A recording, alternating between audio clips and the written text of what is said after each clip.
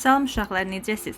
Uşaqlar, bugün sizə riyaziyyatdan monitorinqlərə salınan bir sual haqqında izah verəcəm.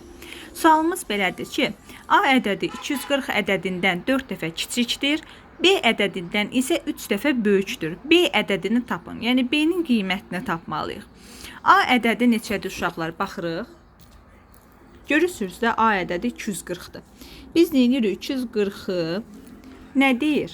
Deyir ki, 240 ədədindən 4 dəfə kiçik. Əgər dəfə sözünü görürsünüzsə, ya vurmadı, ya bölmə. Böyük desəydi vurma idi, kiçik dediyinə görə bölmədi. Ona görə 240-ı bölürük 4-ə. 240-ı da 4-ə böləndə uşaqlar, əvvəlcə 24-ü 4-ə bölərik. Neçə eləyər? 6. 0-da qoyarıq 6-nın yanına, eləyər 60.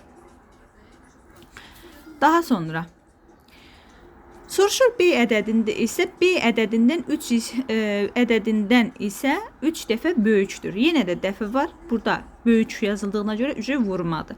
Aldığımız cavabı 3-ə vurmalıyıq. Yəni 60-ı vururuq 3-ə. Bərabərdir. Uşaqlar, yanında 0 olan rəqəmləri nə edirik? Əvvəlcə ədədə vururuq.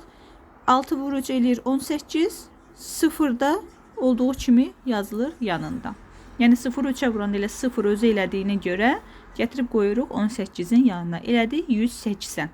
Və beləliklə bizim cavabımız 180-dir. Yəni B ədədinin qiyməti B bərabərdir 180. Bu cür məsələnin misalı bu yolla həll eləmək rahatdır və belə həll olunur. Təşəkkürlər.